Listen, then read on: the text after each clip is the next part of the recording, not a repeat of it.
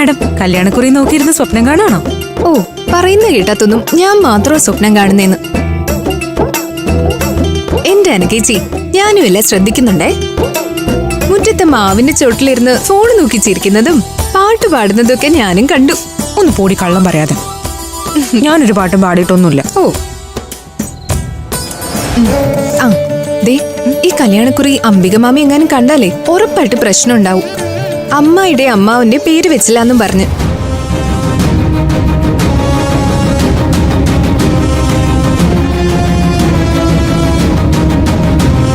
അയ്യോ, ഞാൻ അനുഗീച്ചയെ വിഷമിപ്പിക്കാനായി പറഞ്ഞതല്ല. ആകാശേട്ടന്റെ പേരിന്റെ കൂടെ മാത്രം അച്ഛന്റെ അമ്മയുടെയും പേര് വെച്ച വിവേകേട്ടന് പ്രയാസമാവും. അതുകൊണ്ട് രണ്ടുപേരുടെയും വീട്ടുകാരുടെ ഡീറ്റെയിൽസ് ഒഴിവാക്കണമെന്ന് ഞാൻ തന്നെയല്ലേ പറഞ്ഞത്. വിവേകിന് അങ്ങനെ ബുദ്ധിമുട്ടൊന്നും ഉണ്ടായിരുന്നില്ല. ഞാൻ ഈ കാര്യം പറഞ്ഞപ്പോ എന്നോട് ചോദിച്ച എന്താണെന്നറിയോ? ഇത്രയും കാലം ഉണ്ടാവാത്ത പ്രയാസമാണോ ഇനി ഈ കല്യാണക്കുറിയുടെ പേരിൽ ഉണ്ടാവാൻ പോകുന്നതെന്ന്. വിവേകേട്ടൻ അങ്ങനൊക്കെ പറഞ്ഞാലും ഉള്ളിൽ പ്രയാസം ഉണ്ടാവും. 2 കല്യാണങ്ങൾ ഒരുമിച്ച് നടക്കുമ്പോ അതിലൊരു വരന്റെ പേരിന്റെ കൂടെ മാത്രം അച്ഛന്റെ അമ്മയുടെയും പേര് വെച്ചിട്ട് മറ്റേയാളുടെ പേരിന്റെ കൂടെ അതില്ലാതെ വരുമ്പോ വിഷമം തോന്നാതിരിക്കോ? അല്ലെങ്കിലും കല്യാണക്കുറി കാണുന്നവര് ചോദിക്കില്ലേ ഇതെന്താ ഇങ്ങനെയെന്ന്. ഇങ്ങനെ മതി ചേച്ചി, ഇതാണ് ശരി. നീ പറഞ്ഞ പോലെ അംബികമാമി അറിഞ്ഞാലാ പ്രശ്നം. ഉറപ്പായിട്ട് അവര് പ്രശ്നം ഉണ്ടാക്കാൻ വരും. പിന്നെ ഇത് നമ്മുടെ ഫ്രണ്ട്സിനും വേണ്ടപ്പെട്ടവർക്ക് മാത്രം കൊടുക്കാനുള്ളതല്ലേ. അപ്പൊ പിന്നെ അംബികമാമി എങ്ങനെ കാണാനാ? അശ്വതിയാണല്ലോ അഭിയേട്ടന്റെ വീട്ടിൽ നിന്ന്. എടുക്ക്. ഹലോ അശ്വതി, പറയ, എന്താ വിശേഷം? എന്താ അത്യാവശ്യം? ശരി, ഞാൻ കൊടുക്കാം. കൃഷ്ണേട്ടനോട് എന്തോ അത്യാവശ്യമായിട്ട് പറയാനുണ്ടെന്ന്. ഞാൻ ഫോൺ കൊടുത്തിട്ട് വരാം.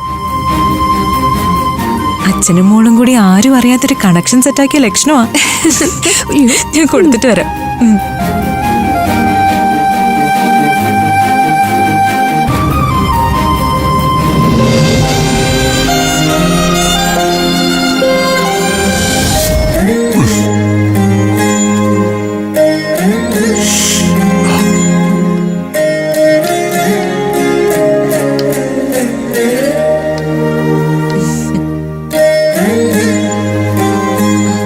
കൃഷ്ണേട്ടാ, ഒരു കോളുണ്ട്. എനിക്കോ? ആര്? ആരാണെന്ന് പറഞ്ഞില്ല. എന്തോ അത്യാവശ്യ കാര്യം പറയാനാണെന്ന് പറഞ്ഞു.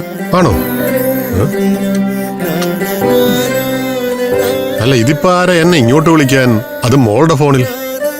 ചോദിച്ചു നോക്ക്. ഹലോ, മോളാണോ? എന്താ മോളെ,